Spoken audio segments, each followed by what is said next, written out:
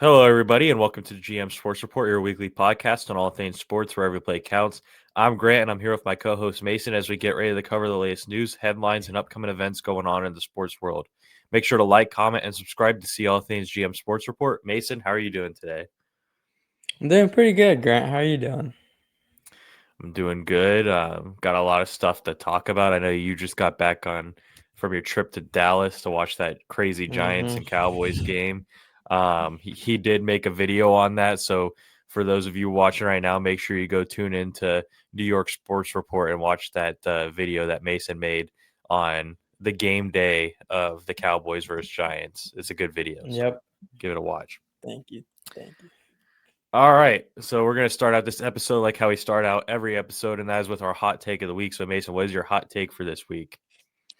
So it's still early in the season. I'd like to put that out there, but starting Daniel Jones over Anthony Richardson was somehow the smartest thing that the Colts could have ever done. I know coming into the season where the Colts named Daniel Jones as a starter, everyone's like, "Are you serious? Like, how could you do that after last year? What he did with the Giants?"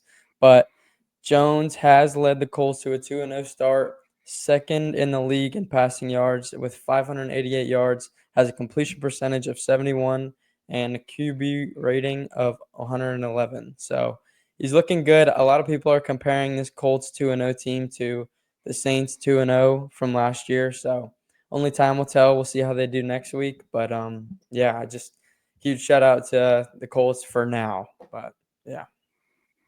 Yeah, he's looked pretty good so far. Another 300-yard game this last week with 2 total touchdowns. So he's looking locked in. My hot take is at this rate, if he keeps performing at this level, Justin Herbert will be in MVP conversations. He's started out this season really good, 2-0. I get that last night's game was against the Raiders, so it's kind of like not as credible, but that first week against the Chiefs was incredible. Mm-hmm. So right now he just looks so sharp, and he's looked like one of the best quarterbacks in the league to start this season. So, like I said, if he stays at this rate, I can see him being in the MVP conversation. Absolutely. All right, now we're gonna go ahead and do our underdog of the week. So, who is your underdog for this week? My underdog this week was a guy that I've been I wouldn't say I slandered him last week, but it was something where I was like, okay, so I pretty much called him. I said I don't think he could be a wide receiver one in this league, and that's Jackson Smith and Jigba. I was like, I just can't see him being a wide receiver one after DK leaving. But he shut me up. He has 17 receptions, 227 yards on the season. Last week, or just this past week, he had 8 receptions for 103 yards. And yeah, I'd just like to apologize for him, to him, but again, it is very early. I'm not just gonna go out and say, "Oh yeah, he's the best receiver." The Seahawks have had in a while. I'm not gonna do anything like that. But he is looking like a true wide receiver one for that team. So yeah, he is my underdog of the week.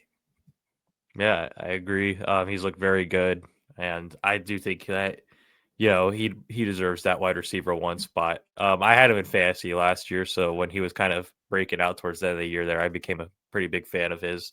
So I'm happy Hmm. to see him doing well, and we'll just have to see what happens for the rest of the season here. All right, my underdog of the week is your boy Russell Wilson, throwing for 450 yards and 3 touchdowns. Now he did have an interception that kind of lost Uh, him the game, but and fumble. but 450 yards and 3 touchdowns is absurd. Um, Yes, yeah. and it deserves to be talked about despite losing the game. So I had Hmm. to give him a shout out for underdog of the week, Russell Wilson. Yeah, I like that. Yeah. All right, now we're going to go ahead and slide over to the NFL. We're going to start with our game predictions update. For those of you who don't know, every week on TikTok and Instagram, we post our picks for the NFL games, and we keep track of our record and see who does better, stuff like that. The record update: I am at a 25-7 record with a 13-3 record from this last week, and Mason is at a 23-9 record with also a 13-3 record this last week. So Okay. still pretty close, and we both tied for last week. We disagreed on 2 games, and we split on those games. I got one wrong, and then you got one wrong. So Hmm. we stayed the same for the most part. Yep. All right. Now we're going to go ahead and go into our 3 takeaways from week 2. Mason, what are your 3 takeaways? All right, so my first one is Joe Burrow being out for 3 months with turf toe is absolutely horrible. Not only for my fantasy team, but for just the Bengals in general. Just goes to show I've been slandering this team for as long as we've had this podcast on just how horribly managed it is. You have a whole offseason to just find at least a guy or two to be able to protect your franchise quarterback, and you can't even do that. So now their season could most likely be done. Browning did look good. Don't get me wrong; they're 2-0, but I just we'll see. I don't think he can. Well, I don't know. There's a lot that can go on, but with Joe Burrow being out, I had MVP expectations from him, and now that's done. And another guy who I could see also having MVP expectations is Baker Mayfield leading the Bucks on an amazing game-winning drive against the Texans after a mostly quiet second half. I'd say. Things weren't going really well for the Bucks towards the end of that game. The Texans kind of got the offense going a little bit. Nick Chubb got them ahead later in the game, and then Baker just took the reins. Some guys weren't able to make some plays, so he said, "All right, I'll make them myself," and they ended up winning that game, which is great as a secondary Bucks fan. So yeah, that'll be cool to see next week when we go to that game. And the next one is Mac Jones looked good in his debut as a 49er. 66%, 279 yards, and 3 touchdowns. The guys around him played good enough to get the win. Granted, it was what was it, the Saints that they beat, and they're sitting at I think they're 2-0 right now, right? The The Saints? Niners? No, the Oh, the Niners. Niners. Yeah, they're 2-0. They're 2-0. Yeah. So they're 2-0 now, and then they're going to be facing the Cardinals next week, who are also 2-0. It just seems like a lot of records so far are kind of inflated, where it's like, okay, this team's 2-0, and that team's like 1-1. We'll see. But again, it's very early in the season, so yeah, just shout out to Mac Jones as well. Yeah, I like all 3 of those takeaways. We had some similarities in ours, so Hmm. we're kind of on the same page here. Starting with my first takeaway, I think Baker Mayfield is the most clutch player in the league. This is now back-to-back weeks where he's essentially had a game-winning drive, especially in this week 2, where he had to do like that 2-minute drill drive and basically, won them the game single-handedly, like you Hmm. said, made the big plays. Um, like you said, I can't wait to see him play next week. I'm very excited for Yeah. that, and it should be an interesting game to see. My second takeaway is also about the 49ers. I think Mac Jones looked like his rookie season self. 279 yards for 3 touchdowns, no interceptions. So it's going to be interested to see, because I think Brock Purdy's going to be out for a couple more weeks. So it'll be interested to see how he Hmm. does there, and if he can continue at this rate, or if it was just because it was against the New Orleans Saints. We'll see. Yep. And then my third takeaway is that the Colts are a real threat in this league. I know that, like you said, people are saying it's kind of like the 2-0 Saints, but I think differently just because of what I've seen. I watched them play the Dolphins, and now, I thought the Broncos were a good test with like Pat Surtain on Yeah, their that's true. defense and them having one of the better defenses in the Hmm. leagues. That was kind of like something I was looking out for. And Daniel Jones looked like he was ready for the moment. Like I said, 316 yards, 2 touchdowns. And Jonathan Taylor with a crazy game, had 25 Yeah. carries for 165 yards. So, and then even Warren, the rookie tight Yeah. end, It's had a pretty big game. So they're looking like a pretty good team. And I can see the comparison of why people are saying they're like the Saints 2-0 last year, but I personally don't believe that. I think that they're going to be a pretty good team moving forward here. Hmm. Nice. All right. So that's going to wrap up our NFL segment. We're going to go ahead and slide over to the MLB now. And what we're going to do is our player and team of the weeks, like we always do. So we'll start with our player of the week. Mason, who's your MLB player of the week? I think I know I'm who it sorry. is. I'm sorry. I know. I It's gotta okay. do it. I haven't done it in a while, but it's Aaron Judge, AL Player of the Week, batting 450 this past week, 5 home runs, and the 1760 OPS. So, yeah, he's been looking great, and hopefully he's gonna stay hot going into the postseason. So, yeah. I don't know, man. We've seen him in the We'll see. playoffs before.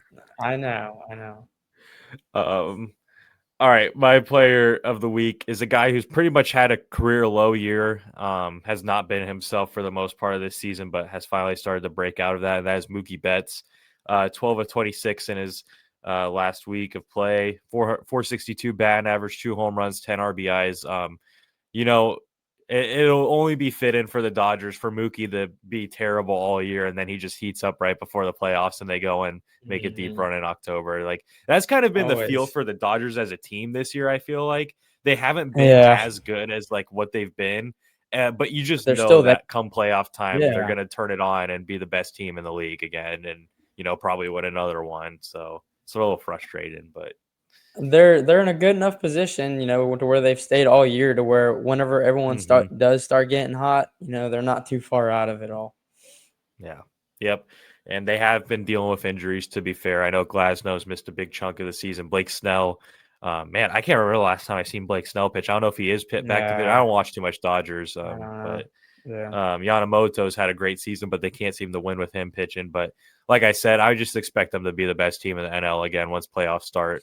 Like the proof is right there with the Mookie Betts situation. This dude's been I terrible all know. year, and now all of a sudden he's magically winning a Player of the Week, and Unreal. looking like his old self again. So I'm just preparing myself for it. Hmm. All right, now we're gonna go ahead and do our team of the week. So Mason, who's your team for this week? So I kind of have two, and that is the Guardians and the Mariners. They're both 9-1 in the last 10. The Mariners half a game ahead of the Astros in the West, and Cleveland are 6.5 behind the Tigers in the Central. Astros are currently holding that third wild card spot, being 3 games ahead of the Guardians. So we'll see if there can be some, wild card movement. I think the Astros are like really close behind the Mariners as well, for the division. So we'll see if, like I said, some playoff movement or wild card movement can start happening. Yeah, I like those picks. For my team of the week, I went with someone that clinched their division last night, and that is the Philadelphia Phillies. They're 8-2 in their last 10, and like I just said, they clinched the NL East, and it's kind of impressive that they did it. I think they're the first team to clinch their division, if I'm not mistaken, and Yeah. which is crazy because going into the season, everyone thought the NL East was going to be the toughest division this year with the Phillies, Braves, and Mets, and the Braves have completely fallen off a cliff. Granted, that is due to a lot of injuries, but the Mets, they did not put up a fight at all. Like there was like maybe a 1 month stretch, maybe where it was like, oh, this might be Yeah. close, but for the most part, it's just been straight dominance. I mean, they're 12 and a half games above the Mets right now, which is just crazy. And they've handled business all season long. They have a true MVP candidate in Kyle Schwarber, and they're a team to watch out for in the playoffs. And yeah, it was impressive to see because, like I said, everyone thought the Mets would probably win the NL East after signing Soto, and that just hasn't been the case. So, shout out to the Phillies. Yep. I know you're a big Absolutely. Philly guy, so Nope. all right. Now we're gonna go ahead and slide over to college football and just give our any takeaways we have. I usually let Hmm. Mason kind of take the reins on this one as he's the college Yeah. football guy. I'm more of a casual college football fan, so Mason, I'll let you take it All away. good. Yeah. So I wasn't able to watch as much as I'd like to just because of travel and stuff, but I was able to get a lot of takeaways from this weekend. And the first one being Notre Dame has fallen 0-2 with that loss to Texas A&M, and they are still ranked 24. I just think it's insane. I cannot believe it. You don't see a team who's lost 2 straight games still in the top 25 college football rankings, and I think that the ranking committee has been on an absolutely, I don't know, something this year. So, yeah, I just kind of want to bring light to that because you don't see that happen very often, if at all.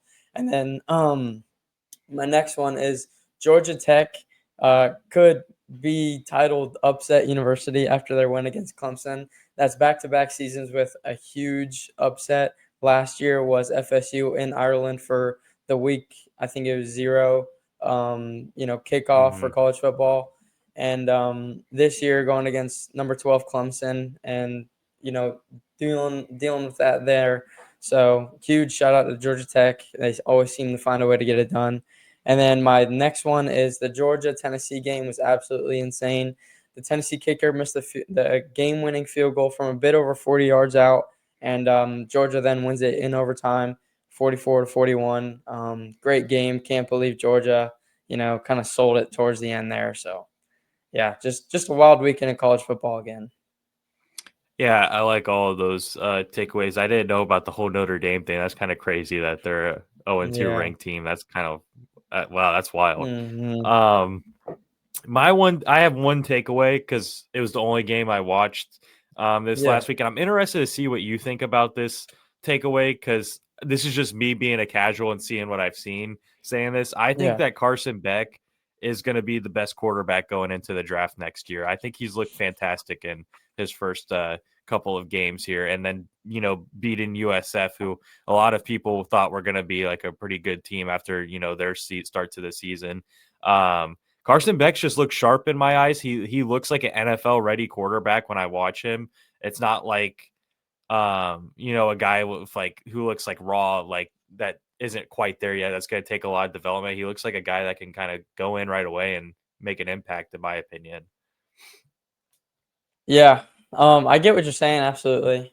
It's just this year, yeah, he's had a great season so far, but last year just leaves such a big stain with me and kind of how he was with Georgia. Because I don't think I might be mistaken, but I don't think he had the greatest season there, and he had a lot of ups and downs. So I think it just becomes a bit of a consistency thing. So if he can carry out the rest of the season how he's doing, then absolutely. But then it comes into all the years come into account when it comes to the draft and everything like that. But it really does seem to be who's got the hottest hand. Ends up being the higher draft pick. Draft stock is always going up and down, but Mm-hmm. other than him, I can't really think of another huge name quarterback in, college football other than like Tom Castellanos, who would, kind of be up there as far as I'm just right now I'm thinking about Heisman. Heisman, I feel like is kind of the first stepping stone, and then the draft, it kind of all determines off that. So, yeah, we'll see. He has been playing great though. I think Miami was probably the best decision for him in his Yeah, college yeah, career. and I mean you can't put Arch Manning in front of him right now because he just No, hasn't looked no, looked no. good at all so Yeah, far. I wasn't even gonna mention him. He had a rough time Yeah, against, I think it was UTSA. Um, so yeah, it's been rough. yeah. It'll be interesting to see, but he's definitely had a Mhm. great start to the season, and I'm interested to see how the rest of his season plays out. Absolutely. All right. Now finally we're gonna go ahead and slide over to probably what was the biggest boxing event of I'd say like the decade. Terrence Crawford Mhm. versus Canelo Alvarez. That was a crazy event. And a true mega fight between two of kind of the goats of boxing in their own rights. Mason, I don't know if you caught like any of the highlights. I know you're traveling that day, so I don't know if you caught Yeah. any of it. But if you do have any thoughts on it, just like what are you thinking of the fight and stuff like that? Yeah, so I did catch like I just watched like a recap thing that like Netflix did. So Hmm. I do have kind of two takeaways. The first one was like round 9 is when Crawford really started throwing some insane combos, and like Yeah. pretty much every single one of them hit. And the second one is like Canelo started to really look good kind of in the last 2 rounds, but Crawford was already in flow state to where it really didn't matter too much. To where maybe if he started that a little earlier, and it Hmm. seemed like Canelo kind of had more of big shots, not as much as Crawford did, because Crawford was landing a lot more than Canelo from what I saw. So, Yeah. yeah, it was kind of my takeaways. I thought Canelo was going to win, but Crawford, I think, kind of shocked the world. Well, and Hmm. shocked me. So, Yeah. I mean, you're going up against a pretty good opponent when, Crawford was 41-0 going into this fight and he was the underdog. Not too yeah. many times you see a guy with a 41-0 record be an underdog going into a fight. Um, but kind of like you said, Crawford just was like applying more pressure, which I don't think anyone was really expecting, but because the huge thing Mhm. coming into this fight was the natural weight difference between the two. I mean, Crawford's a guy that's usually walking around at like 147, and he had to move all the way up to 167 for this fight. And Canelo had to cut down because he's usually around like with the 170 range, I like to say. And he had Mhm. to come down. So everyone was expecting Canelo to be stronger, more powerful, could really sting Terrence Crawford with some of his strikes, but that just wasn't the case at all. And I was watching this fight with a complete unbiased view because I like both fighters a Mhm. ton. I love Terrence Crawford. And I also love Canelo Alvarez. They're two of my favorite boxers. So I was kind of just enjoying the show. And the first 3 rounds go by, and I'm like, man, I think like Terrence Crawford's up right now, but I'm sure that'll change. Like that's what I kept telling myself because I thought, Mhm. Canelo was gonna break out at some point, and then 6 rounds go by, and I'm like, wow, Crawford's still applying pressure. And then right at 6 is when I was like, okay, I'm sure Canelo's gonna land something big here in the 7th to, change the tides. And it just didn't happen. I was waiting each round, and Crawford was just applying more and more pressure. And I can't remember exactly what round it was. It was in like one of those middle rounds, like through 6 through 8, where I think Canelo might have hit Crawford with a pretty decent shot, but I think that's Mhm. what flipped the switch for Crawford because it didn't hurt him. It didn't hurt him, and I think that him realizing that he can't get hurt by Canelo was Mhm. ultimately like what made him start turning on, and like what we saw in that ninth Yeah. round when he was just standing Yeah. in like a telephone booth with him trading blows. You could just Yep. see he wasn't scared of him anymore. He wasn't scared of the power or anything. And, he was landing some shots. I didn't really expect a knockout by any means because both fighters have never been knocked down in their entire careers. So, which is another crazy stat. But man, just a very entertaining fight. I think boxing needed this fight because it's been very slow in the boxing world for a while now. UFC's definitely been taken over, in my opinion. But a fight like this, and there's a good chance there might be a rematch. So I think that boxing really needed this fight, and it was a very entertaining fight. And I am happy with the results. Crawford's a great fighter, and he etched his name as one of the goats because Canelo was already one of the goats. Like everyone respects Canelo. Crawford really needed this win to, edge his name and being one of the greatest fighters of all time. And he's just that now. I know I was telling you this. I wish we could like find a way to have a prime Yeah. Mayweather versus Crawford fight to really settle that debate. But, that's never going to happen, obviously. But yeah, great fight. It might have just been the way the highlights were showing it, but did it seem like Canelo kind of wasn't emptying the tank at the end there? So I feel like that last round, it was literally like Crawford wasn't playing it safe. He could have just floated Yeah, I his way know. around. He was giving Canelo a Mhm. chance to land something, He was. I was kind of waiting on it honestly for Canelo to let his hands Yep. go. But like you said, it just didn't look like he. I don't know if that was him thinking maybe he had a chance to win the But fight and he was just I playing it safe. I But don't there's no know. way he could have thought he was winning that fight. I mean, it No. was pretty lopsided at that point. So I also was kind of shocked with his performance in round 12 as well. I agree. I don't think he really was going all at it for a win there. It kind of felt underwhelming, I guess. It kind of like, okay, yeah, he's gonna, because I feel like as a fighter, especially two big fighters like these guys are, you kind of know where the matches, where the results are swaying, Yeah. and he knows that where he was at, and I was just thinking, he's just gonna let it go, but you never saw it, so I just thought it was interesting. Yeah, I think it might be just because the whole fight Crawford was so good at countering. Like Canelo would land a Hmm. shot and then Crawford would land 2 or 3 shots. Like he was so good at that all fight. So maybe that Okay. was in the back of his mind. I'm not really sure. You can tell that Crawford knew what like his game plan against Canelo was flawless. Like he Hmm. knew how to handle him. And I don't think we've ever seen we've only seen 3 fighters ever because Canelo only has 3 losses on his record. We've only seen 3 fighters ever have a game plan and execute it against Canelo. So that might have been the case. But yeah, I was kind of expecting more for Canelo in those last couple rounds, and it just seemed like his foot wasn't really on the gas. I don't know what that was about. I don't know if it's because he was respecting Crawford's power and didn't want to like get caught with something. I'm not sure. But yeah, Yeah. Yep. Definitely interesting. yeah, it was definitely a great fight though, and like I said, boxing needs more of that because I feel like nowadays a lot of boxers are just going and getting their paycheck and fighting a bunch of scrubs, and it's not really like you get to see the Yeah. best of the best anymore. But this was a occurrence where we did get to see the best of the best. And I think, it was a pretty good turnout as far as viewership and stuff like that. It was on Netflix, so I'm sure there was a lot of eyes on it. So pretty good fight for Mm-hmm. the sport. And yeah, that's going to pretty much wrap up this episode. So thank you guys for tuning in to this week's episode of GM Sports Report, where every play counts. Please make sure to like, comment, and subscribe to be able to see our weekly episodes on all things sports. For additional content, check the description, see links to our Instagram and TikTok account. This is Grant and Mason signing off for now. Have a great week, everybody. Thank you, guys.